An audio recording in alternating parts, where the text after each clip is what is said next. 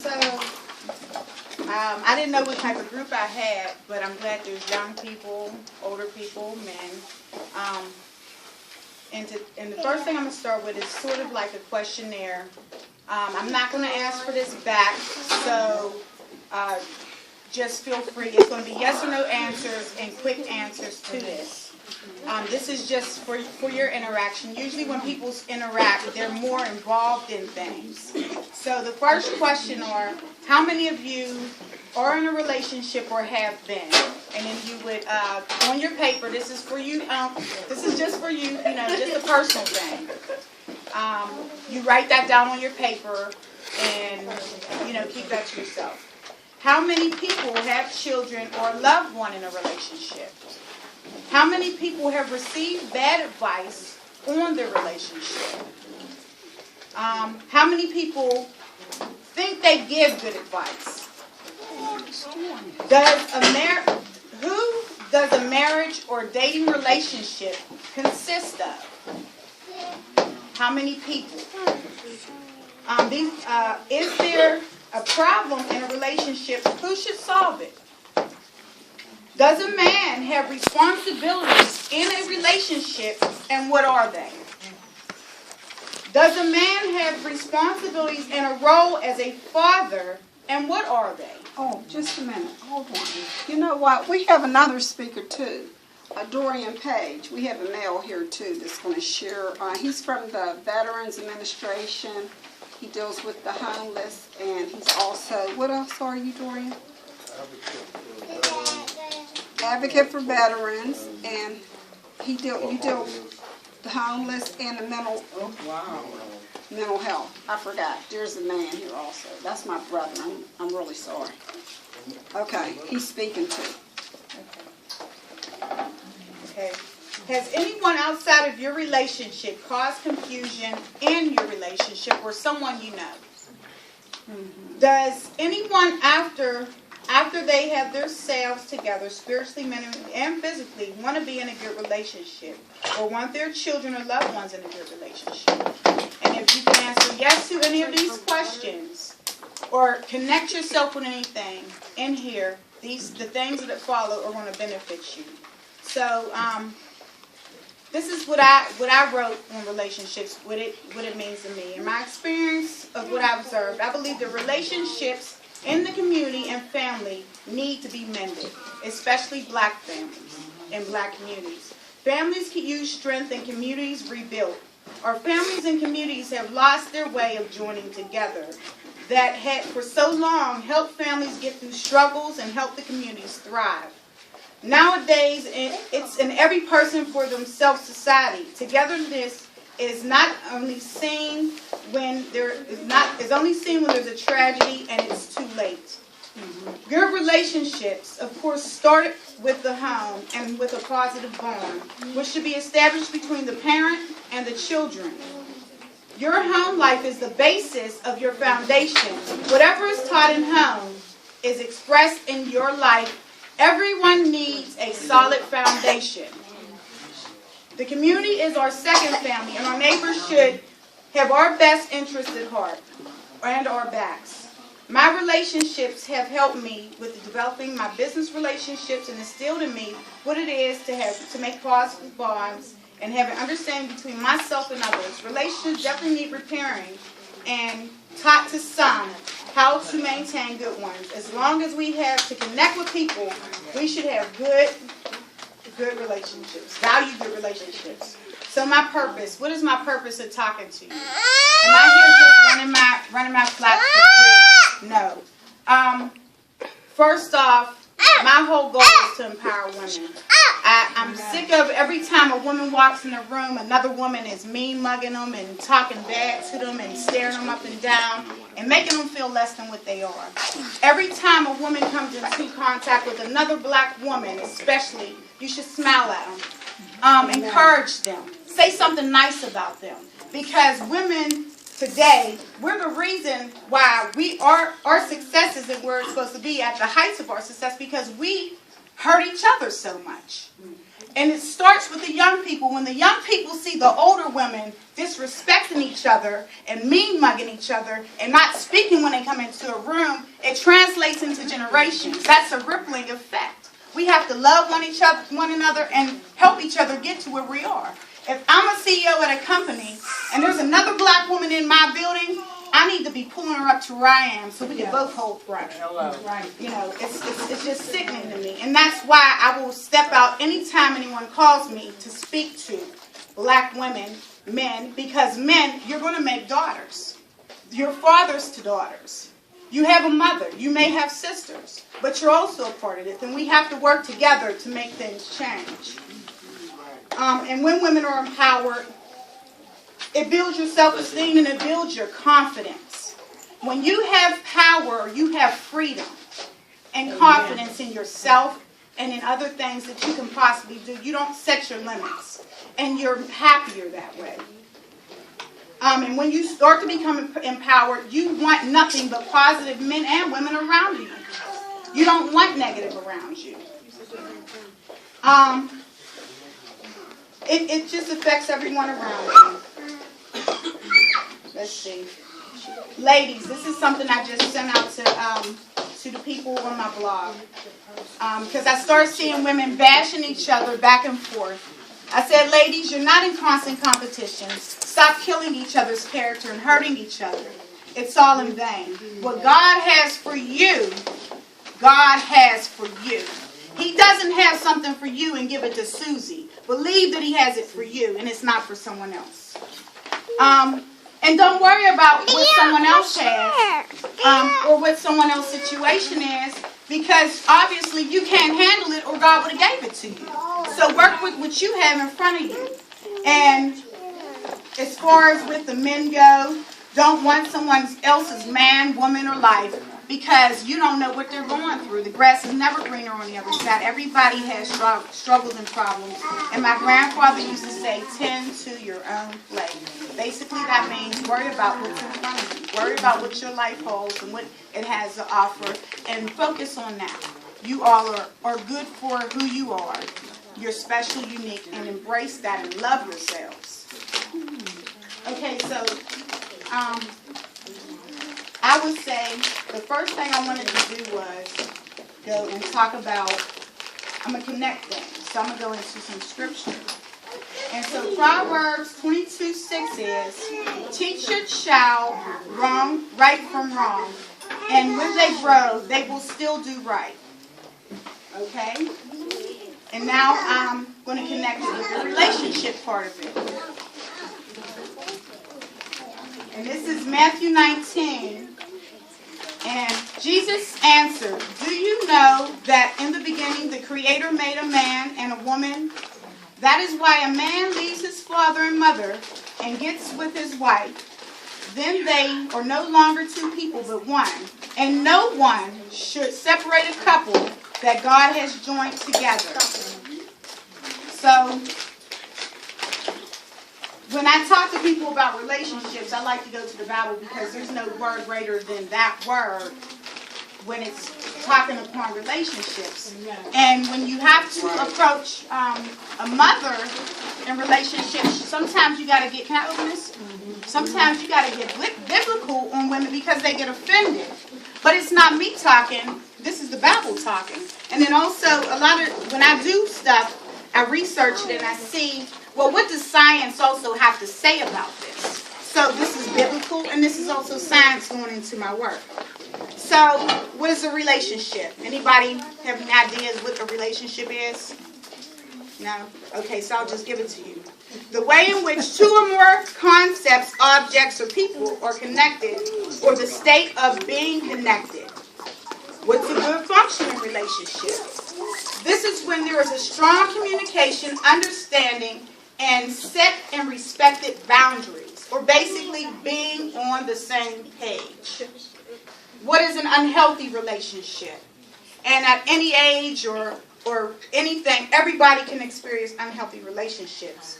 It is when one or more of the individuals in a relationship are being treated disrespected, controlled, manipulated, or suffering from any abusive behavior emotionally, verbally, or physically. Actions speak volumes. And because a lot of people experience this on a daily basis, they think it's normal to be in these type of relationships. But it's not, and it's never okay to be treated with nothing but respect. So I'm going to concentrate on the mother, son, and significant, because the mothers are bringing up these children. And what you instill in your children, when you are, you're going to come to a time when it's time to have children and have, boys and girls, whatever. And then it's time for you to teach your children.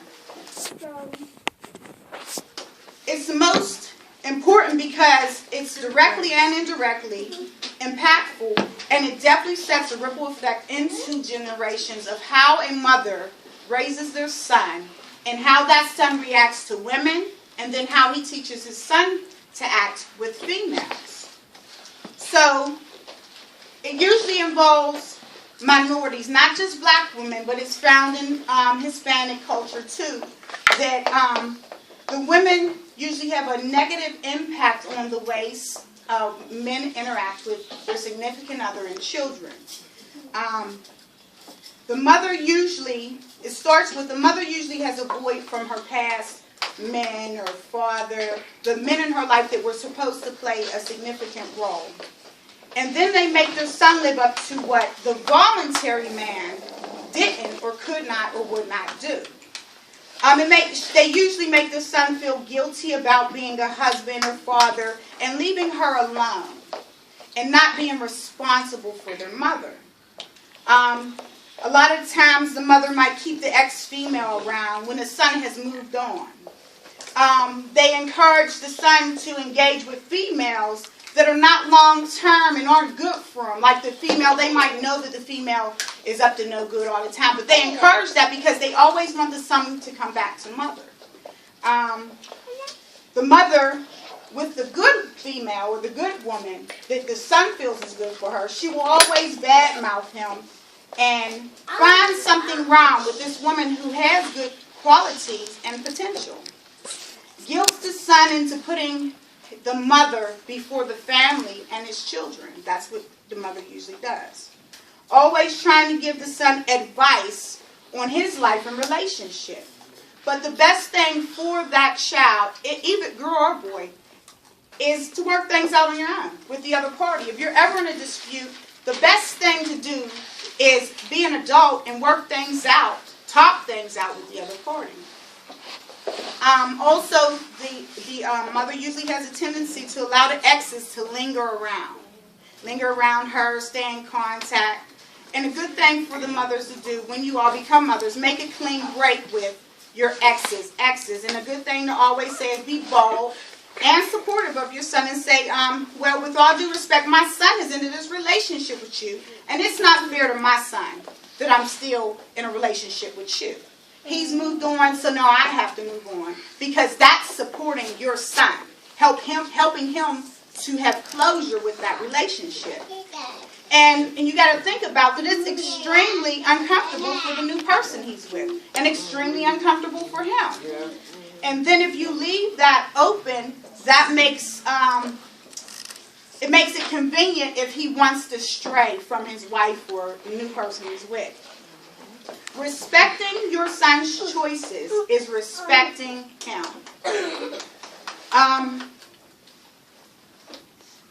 When you cause your son or daughter to withdraw from their significant other, they don't learn responsibilities. They don't learn how to be a man, a provider, protector, make good decisions and choices. They never learn the true role of being a man in a family. A man has many roles in the family, and if they can keep running from them, they'll never learn. They have to stand up and face being a man. And the effects of it are, children mimic what they see their father or male models do. So if my son sees his father never around, never participating, never being there, when it comes time for him to be the father, he's going to run. He's not going to do what he's supposed to do. And with the women, the effect is the women do the same things with their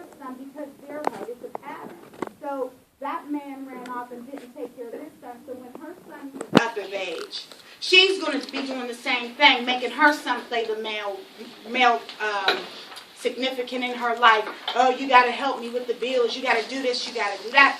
But you should teach your son to stand on his own. And science says this: mothers create this idea in the son's head that their mother is the only woman they need in their life. A lot of women do not understand the mother's true role. This is to raise them up to be an independent man and support their family and make good choices and decisions. And be great problem solvers. Be the stronghold. And also, a mother should be a sideline cheerleader and supporter of their son. You never have to stop loving your child, but sometimes you got to do it at a distance.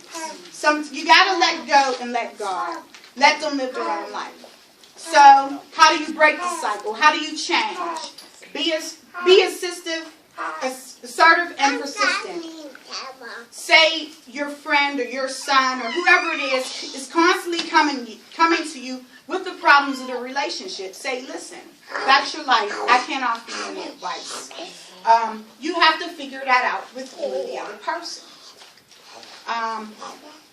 Advise them to be independent and figure it out with the other significant other.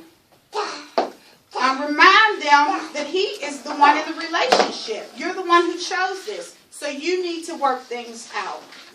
Don't be over-involved in your own relationship with the significant other. Set strict boundaries. Don't allow them to dump your problems on you, because I'm pretty sure everybody has their own stresses in life, and you don't need, unless you're a counselor, you don't need everyone else's problems. Stay clear of exes and know that they are slick.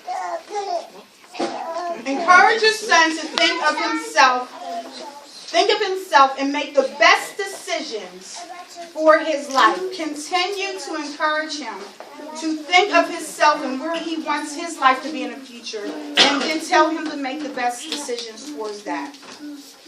Don't give or offer advice. If the person's married, or just remind them of that and their responsibilities. Be mindful of other people. Would you want someone to do this to you? Would you want someone interfering in your relationship? And I always put it as your neighbor. Or should you let your neighbor run your household? And no, you wouldn't. So each household has to function under their own rules and regulations. If things become too rocky, we have professionals for that. We have therapists and counselors who specialize in dealing with relationships. And they're neutral parties. These are people who are not friends and family, and they are suited and equipped to deal with relationships. Seek counseling yourself. If you feel that, if you're a woman or a man, and you've seen yourself in that situation to where you're destroying relationships, get counseling. Because there's some type of void or something going on in your life that's making you miserable and mean and nasty, and you probably need to talk to someone about it. Repeat to yourself that you want your loved one to be as happy and as successful in a manner that they feel is best for them. Remember, Mama doesn't always know best. Mothers make mistakes too. We are not perfect. We are human. We are all individuals, and we have to all decide what is best for our own lives.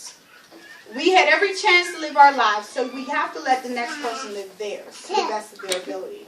We have to mind our own business when it's possible, because people will always blame you. If I give you advice and it doesn't work or something happens, I'm the first one you're going to attack. Love from a distance. And here's some statistics. Too many minorities are without their own children. 32% of black men are married. 26% of black women are married. That's strange. 51% of white women are married. 64% of white children have married parents. 33% of only 33% of black children live in a family with both their parents, with their fathers involved. And we can make change about this. We don't have to keep letting this happen. It can work. We can have families. We can have relationships. And we can attack the problem of disappearing strong, working, supportive, functional families on our end of things. Encourage our sons to get honest jobs and to teach the generations behind them values and morals.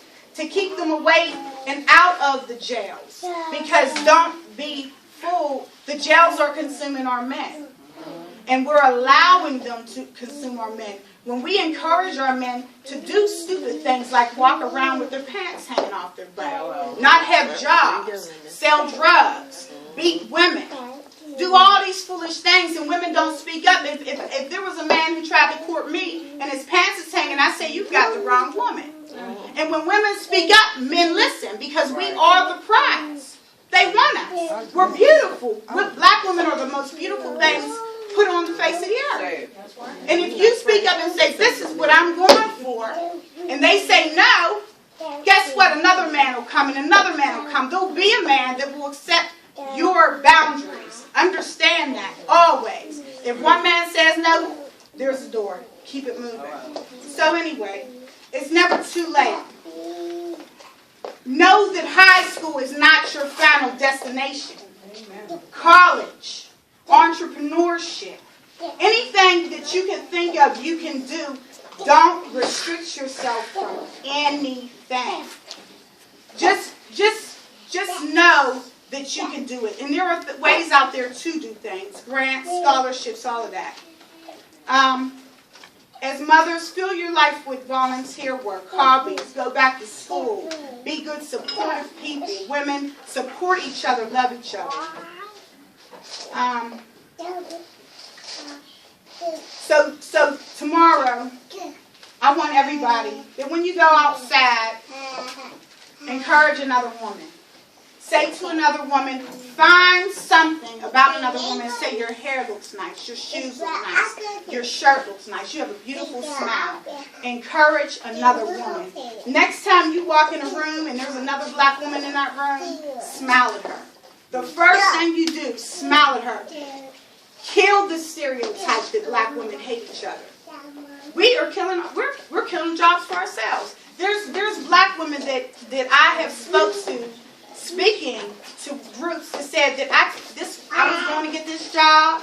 This other woman wasn't even going to get it, but she hated on me so much to everybody else, I could not get that job. Wow. And it's sickening. It's sickening that black women, we don't have anything. We're already at the bottom, and we can't even help each other. If I know I have a good job, I should be telling everybody else. If I don't want it, tell everybody else. If I know of something that can benefit you and can change your life, I should be telling you about it. We have to love each other. Love each other.